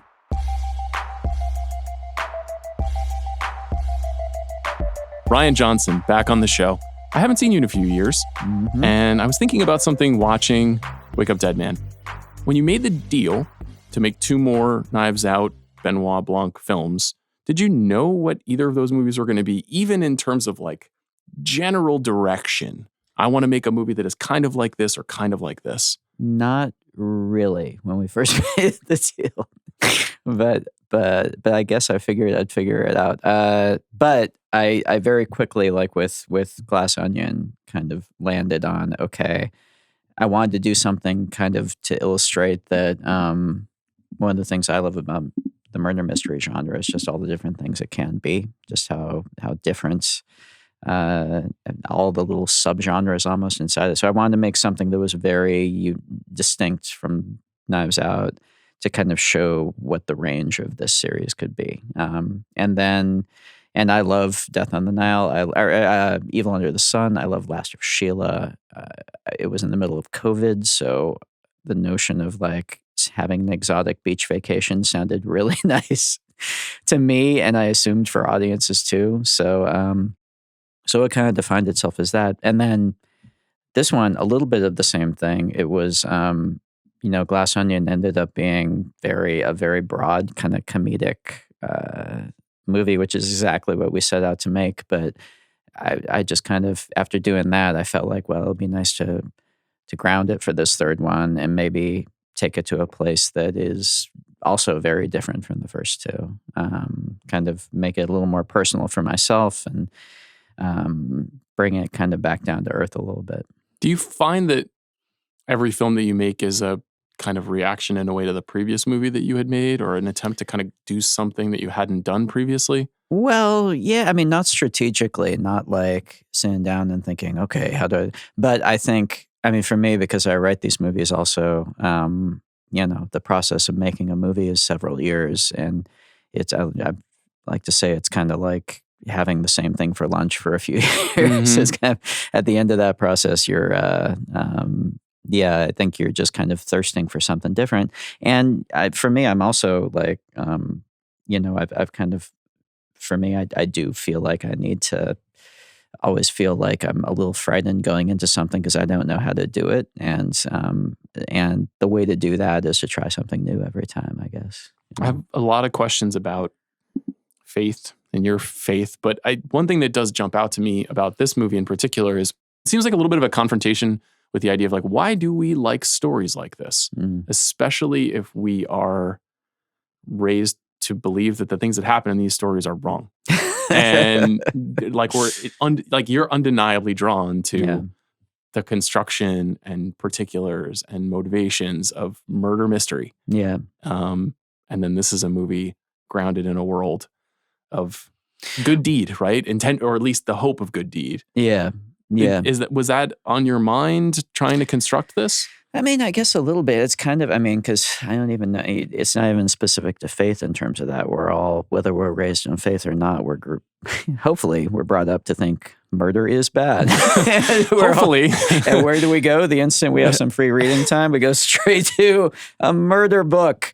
But I mean, if anything, I think that for me, one of the things I kind of wanted to delve into with the movie is I think there's actually a lot of parallels between the structure of a murder mystery and the overall kind of story of faith, I guess. It's a murder mystery starts with starts with an original sin, a murder, and the universe is thrown into moral chaos. And then the detective there's usually the the kind of patriarchal detective descends from the heavens into the story and listens to everyone's confession and then sorts out the truth and hands the answer at the end and judges the guilty and restores the universe to moral rights.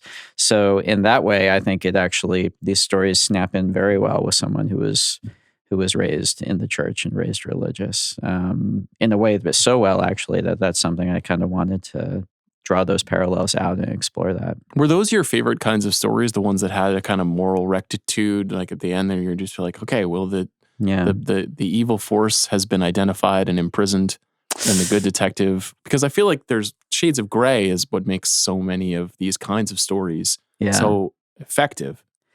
I guess it depends specifically which ones you're talking about. I feel like especially when I was growing up, I was drawn towards moral clarity. And then especially as I got older, I think you start getting into movies that were made in the 70s that have a lot less and getting into authors who you start looking a little closer even to works that you thought you knew and you realize, there's a lot of gray there.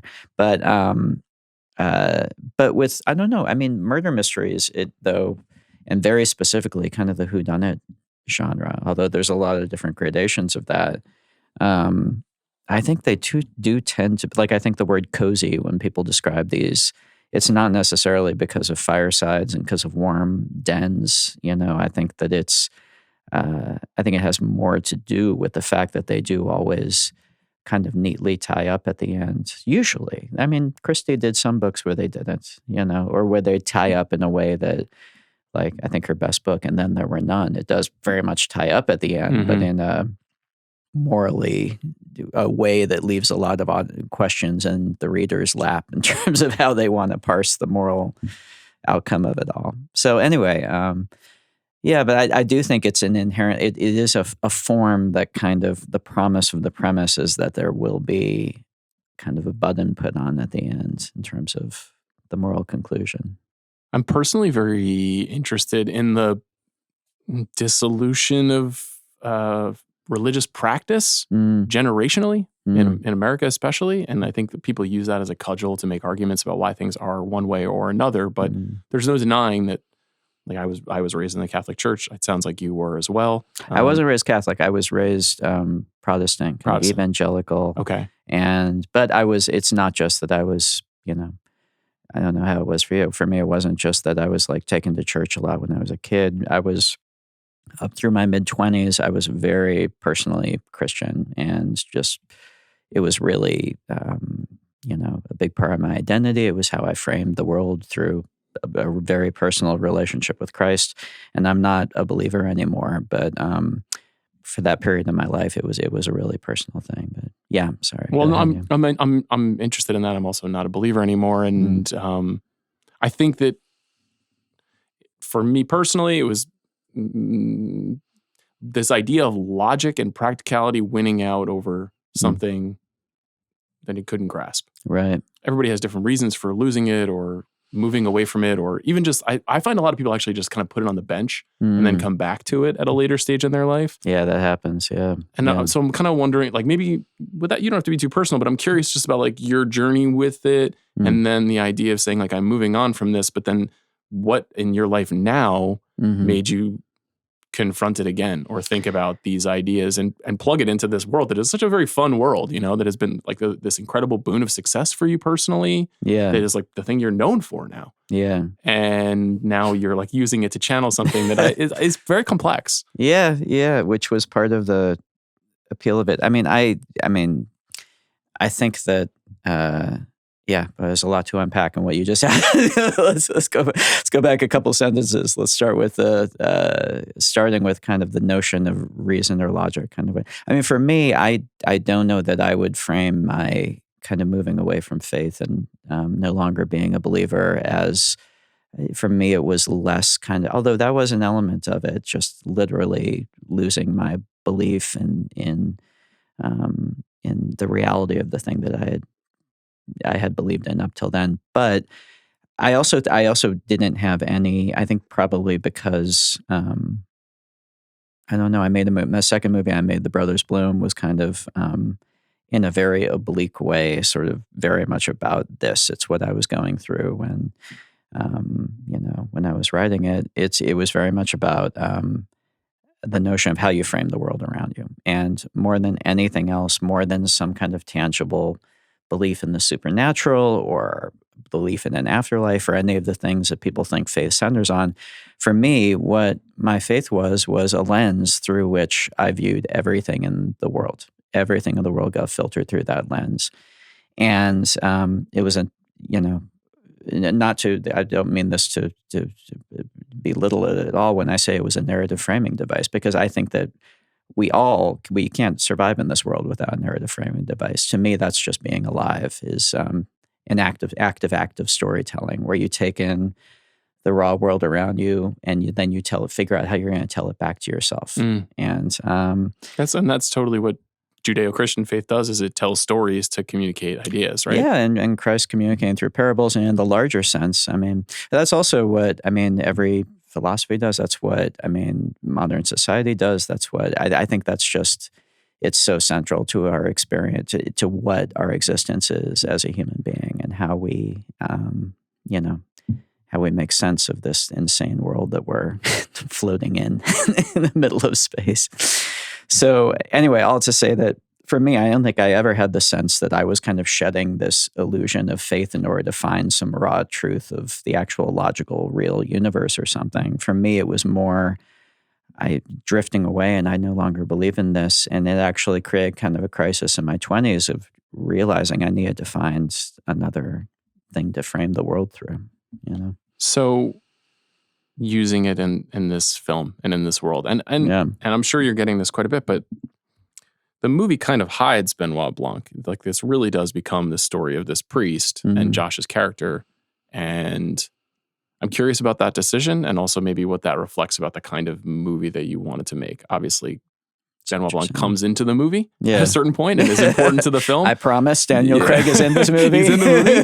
But we spend a lot of time with this priest Judd, who is trying to figure out the morality of this world that he is thrust into, which feels like a very gentle metaphor for the world that we live in right now.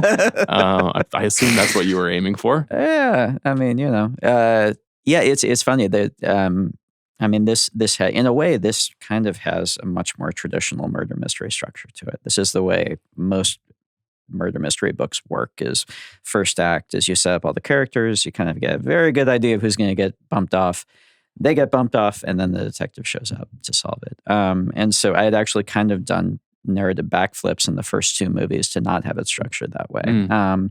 So with this one, besides just like, okay, well, let's try, let's order vanilla. Let's try like the basic thing on this one. Also, though, it suited the story very well because Father Judd, who's kind of the central character, is played by Josh O'Connor.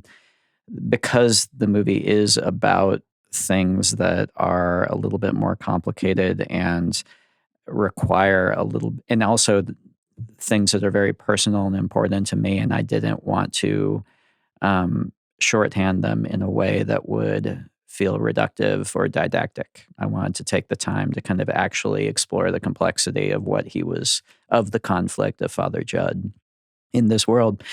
And I knew the instant Blanc came into the story that would detract from that. So the notion of giving Judd that first act in this world for the audience really to get a full picture kind of what he wants and why he can't get it. And the bigger picture of all the characters and Monsignor Wicks played by Josh Brolin and the whole thing. It seemed like it would suit it well, I want to ask you about priests. When my parents split up, my mom became very invested in the church, and she befriended a priest, and he became a social friend. So she would have parties, and Father Bruce would be at my house, which was very disorienting at first, but I think was pretty powerful ultimately to just learn that he was a pretty regular guy. Yeah. And I don't know if you knew priests growing up. Yeah. In Josh's character, I see a pretty regular guy, which is not usually what you see of priests in movies.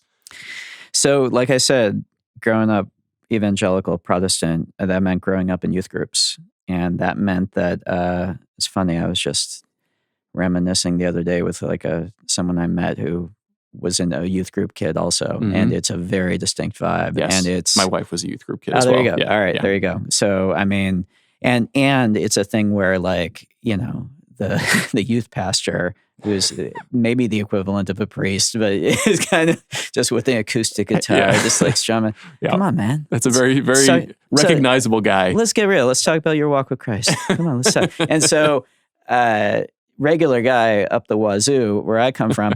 The priests, though, I mean, also because Catholicism was kind of exotic to me because I wasn't raised in it, the priests always did have that kind of like outer shell. I have a uncle and aunt who are very Catholic, who I'm very close to and I love a lot. And they live in Denver. And they were very kind when I told them about the script I was writing. They said, well, they invited me, basically. I flew out to Denver and they did a dinner at their place with their priest and Father Scott. And he invited like 5 of his like friends who are young priests in Denver. And so I had this amazing dinner with a half dozen young priests, and we all just got drunk, and it became a big Ask Me Anything session. Would you mind sharing a couple of the things that you talked about, like without betraying anyone's confidences? Because I'm curious to hear how they want to be seen in a way. Well, it was interesting. Because as I said, we didn't talk about theology or faith, really. We talked about their lives. We talked about what their lives were actually like. And I was kind of like nervous to like, to go into the whole celibacy thing, which today is the first thing you want to add. It was the first thing they brought up and started talking. Interesting. And they, it was very insightful. I mean, first of all, just like, incredibly insightful hearing from them. And also what you're talking about in terms of Father Bruce just hanging out at my mom's house, at your mom's house. Immediately, it was that vibe because they were just like cool. Yeah, they're just like young guys, and they're like and I mean, I remember one thing that ended up translating directly into the movie. For example, they're talking about how that when they go to the grocery store, they're wearing the collar, the clerical collar, and that means they're on stage all the time. So they'll be picking out avocados in the grocery store, and a woman will come up and start sobbing to them because her dad has just died, or someone will come up and get in their face and start screaming at them, And that's something I had never even thought about, the notion that in a way, they're always at work, and that means to an extent always kind of the way people must look, just kind of what you're describing, everyone kind of has that reaction to them in their entire regular lives. Yeah, it's like being a politician, but with no individual identity. Right? It's like you stand for something, but you're not responsible to it, for creating it. It's a very odd role in life, and also unlike it's like being a politician if all politicians wore a T-shirt that said "politician" on it. right. I am Nancy Pelosi. Yeah, exactly. Yeah. It's an interesting job, and can you tell me why you chose Josh? We just had a conversation on the show last week about The Mastermind. Oh my God, I love that movie so great, so much. And he's wonderful, and he's in this kind of period where you're watching a person become that very rare, like brilliant actor, movie star blend where you can put a movie on his shoulders. Yep. But he's super gifted and very, I find so versatile in terms of like the kind of material that he can do. Yeah.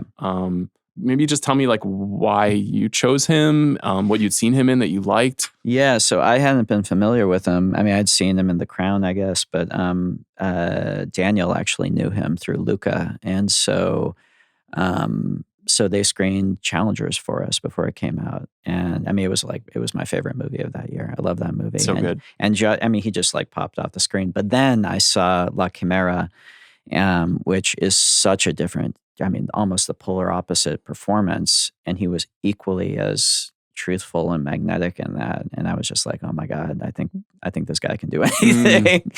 And then I met him, and he was absurdly nice, suspiciously nice.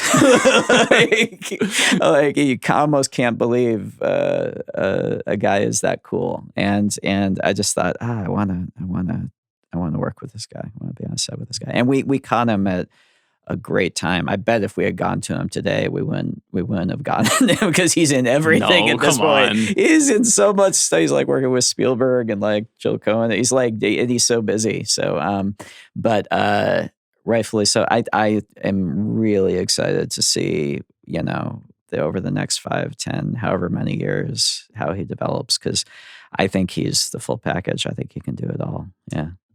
How about ensembles now? Like, so 3 movies in a row like this where you have, extremely well-known people in these kind of modest parts, right? Mm-hmm. So like, I'm curious about the psychology of actors who want to come in and do this. Like if you're Kerry Washington, she's insanely famous. She has a fairly modest part in this role. It's a critical part, but it's not that big. Yeah. So why do the people want to do it? And how do you navigate having 5 movie stars who all get like a real small piece of the pie relative to what they're used to, I would imagine? Well, it's a great question, but it kind of answers itself. I think the truth is we've had such a great time with all 3 of these casts. I've never, not once, had to deal with like any movie star ego stuff at all. Quite the opposite. And I think the answer is exactly that. Every single one of these people are people who carry their own movies. The only reason for them to sign up for this is because they want to be part of an ensemble and because they love actors and they want that experience of kind of being in a little summer stock group for one movie. And so they show up on set, and we really try and facilitate that by, it kind of happened organically with the first 2 movies. But in this one, we built like some tents off the side of the stage that were the green room for them all to hang out in together. And nobody went back to their trailers. Everyone just kind of gravitated towards that. And it's because that's kind of the appeal of this, I think, is you're gonna be in a true ensemble with another group of actors, and good actors love that. I mean, that's the thing. It's I don't know, you can see them kind of really feeding off of that when they show up on set. So I don't know if I've ever asked you about your sets before. Yeah. Have they changed over time? Like what vibe are you going for when you're making a movie? I mean, I grew up making movies with my friends. That was I went to film school, but I think my real film school was just in high school, making stupid movies on the weekends, and that was what we did to hang out. And that's how I want my sets to feel. And I've been very fortunate that all of my sets, like even the Star Wars movie, had that vibe on set. I saw it in the documentary. Yeah, you can feel it. Yeah, it was really true. It's like, and so that's the vibe that I always want. And with these movies, that's kind of why it's been, kind of addictive making them, is because you got all these great actors. They show up for a good time, and it's just primed to kind of have the set feel like we're back in high school again together to make something fun together, and I mean, that comes from a lot of hard work, and that comes from being prepared and knowing what you want. And I think that comes from everyone relaxing, and everyone can relax when they know that, when they know that I'm going to make them, look hopefully good, in a good movie. So that's part of it, but it's also just, it's a vibe, So I know you get asked this all the time, but you're like, how will you make these films, the Benoit Blanc movies, like for 40 more years? Like, is that your intention, is to kind of keep coming back to this world? I know it sounds like you're going to maybe take a break from them, at least for the next thing. Yeah, I'm writing something different for the next movie. I mean, look, I would be thrilled to keep making these until I'd be thrilled to live another 40 years. God bless you for that. Well, but I would be thrilled 30 to years. Wow. Let's aim for 37 more years. 37. That's a good round number. I would be thrilled to keep coming back to these. I guess the caveat is just, as long as Daniel still enjoys making it, and as long as audiences are still into it, and as long as, and this is nice that he and I kind of like share this, I think we both feel like the instant it feels like we're turning the crank on another one, we'll stop. Like we have to be able to, with each new one, really do something different that's challenging ourselves, and hopefully that'll translate for the audience into them knowing each one of these is a different novel on the shelf that's going to give you a different experience. And you're not just going to go and see us kind of doing the thing again, Many of your films feature this, but obviously the last 3 have been so pointedly mysteries. But having done this now, and this is true in Brick and even in the Star Wars film. Like when you're designing a mystery, what is the most important thing in terms of cracking it? Well, I mean, there's a few different layers to it. There's all the setups and the payoffs and all that stuff, and there's kind of but honestly, I feel like the most important thing is that you start from the same basic fundamentals you start with a non-mystery, which is who's your protagonist, what do they want, why can't they get it, why do we care? And that combined with hopefully the movie being, for me, engaging with something personal that I'm angry about or thinking about, that I can use to kind of explore for myself, to give it some juice. That being the fundamental thing of it, and the mystery element of it serving that, because I don't think that I think that's the spine you got to build everything on. Did Agatha Christie write from that place? Do you know, or do any of the other great mystery writers? Oh, yeah, absolutely. Just that personal. Oh yeah, manifestation of a feeling. 100%. You read Christie, and you read especially her best books, and they're always, what she was so good at was character, and they're always character based. And you can see there's always a protagonist in them. There's always, what keeps you engaged is the personal motivations of each of the suspects, even, and also the protagonist is never the detective, or is rarely the detective. It's usually somebody who has skin in the game, who's actually in the middle of the mystery. But yeah, you think about Death on the Nile, and one of the all-time great basic setups, and it's this vicious love triangle that you're immediately pulled into. But all the great mystery writers did. John Dixon Carr, who we name check throughout this, was also fantastic at immediately pulling you in with human drama and with gothic atmosphere. I think all the great mystery writers knew instinctively that the mystery was not something that would bear the weight of entertaining an audience for an entire story. Yeah. So I was thinking back on other times that we had talked to prepare for this conversation, and the first time that I met you was in a Disney conference room in 2017, and wow. I had really just started doing this show, and we had a nice chat. But I liked all of your movies to that point, and was very interested in where your career was going. And I'm sure I asked you I fumbled through some questions about the arc of your career. Sure, I fumbled through some answers. No, but from that moment to now is a very unusual, right? Because you have worked in some of the significant modes of major Hollywood through that roughly 8 or 9 year period, maybe 10 years total, including when you started making the Star Wars film. So Star Wars film, and then you built your own franchise. And then that franchise became part of the biggest streaming service in the world. Is this even a little bit what you thought it was going to be when you were making Jedi in 16? No, no way, man. Yeah, no, you don't know, right? I don't know, but did you know when we were sitting there doing that you'd be? But I'm just a schmuck. You're like a guy who makes movies. It's very similar. It's and I don't know how you feel, but not like a philosophy of how to approach a career, but literally the only way that you can do it, I think, that works, is quote Joseph Campbell, you got to follow your bliss. You just got to put your foot in the next place where it's most exciting to take this next step to, and that's literally the only thing that I've ever done. And the notion of somehow projecting forward like a 10-year plan or something, there are people who are maybe brilliant who can do that. I've never even tried to do that. To me, it's all about what is the very next experience that I want to have. What's the next story I want to tell? What's the most exciting next thing to do?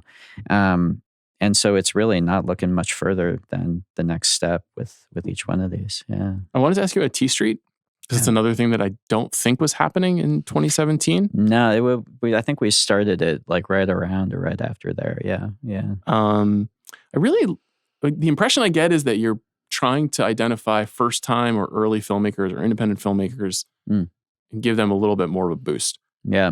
I don't know what other kind of presiding philosophy you have. No, that's a big part of it. It's and in the context of finding filmmakers who have exciting voices, we're also kind of dedicated to finding filmmakers who have exciting voices who want to make whatever you want to call it, quote unquote, commercial films, like are films that are made for audiences to enjoy. And I say that as someone who loves art house movies and loves.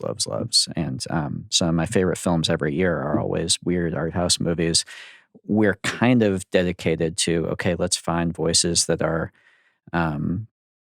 really interesting and passionate and engaging in kind of commercial filmmaking. Yeah.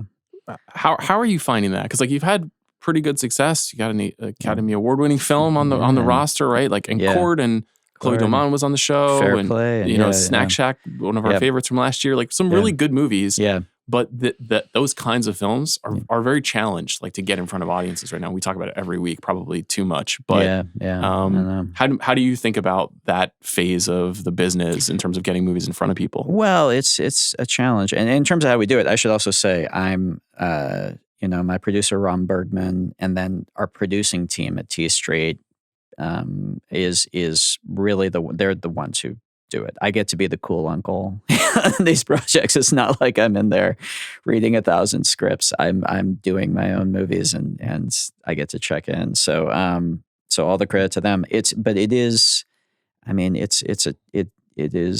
a challenge. You also though I think you have to operate from a feeling of faith to come back to come back to faith. You have to operate from a feeling of faith that if you make something I don't know, if you make something that's truly interesting and truly good, it'll find its audience, and it might be a roundabout way of finding it. It might take a while, it might not, but I think I know from, as someone who makes movies, you have to have that faith. You have to believe that if you're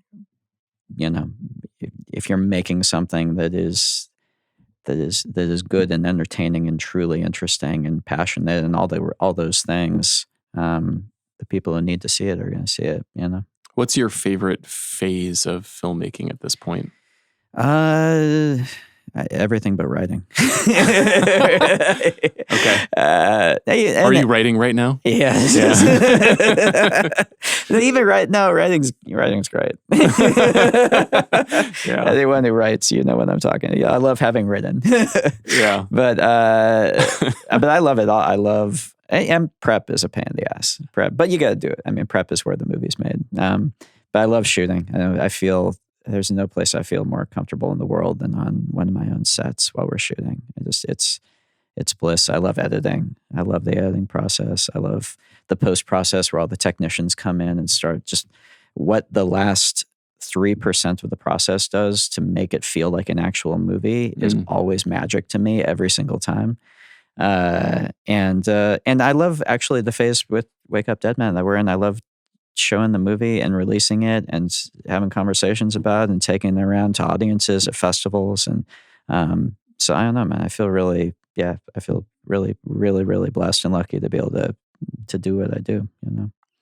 Ryan, we end every episode of this show by asking filmmakers what's the last great thing they've seen. You mentioned that you've been seeing a lot of great stuff this fall. I have been seeing I think there's a lot of great movies right now. Feel free to recommend a few things. I love The Mastermind. I mean, One Battle After Another is an all-timer, but everyone is talking about that. Yes, so we've been covering it here. Yeah, I bet you guys have covered it very well. Yeah, I love that interview you guys did with. Thanks. Yeah, you did with Paul and Leo. What's something a little more far afield? I have friends who have movies coming out, like Guillermo's Frankenstein movie is very personal. Edgar Wright's The Running Man is a blast. I just saw it. It's so fun. It's so fun, man. Yeah.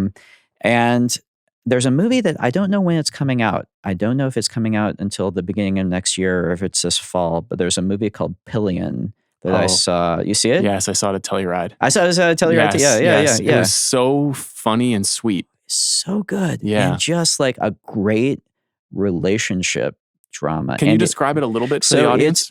So it's a British film. It is it's basically about, what's the name of the main actor in it? Not Skarsgård, but he plays Harry the nerd. Mellish? That sounds right. Yes. Yeah, Harry Mellish. He's fantastic. Yes. And he plays kind of like a British nerd who who gets into a dom sub relationship with a hot biker played by Alexander Skarsgård, and it's a movie that is very sexually explicit, but all the sex in it is not gratuitous. It's amazing the degree to which these sex scenes teach you the dynamics of this relationship and reveal character. Yes. It's very funny. It's very sweet.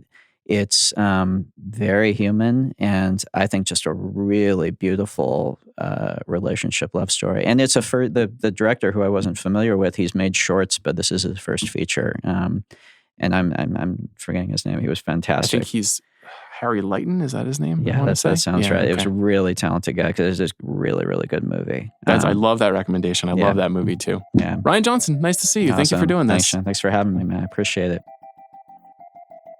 Thank you to Rian Johnson. Thank you to our producer, Jack Sanders, for his work on this episode. Later this week, we are drafting again. It's been 3 years. It's time for 2022 with CR. Let's go. See you then.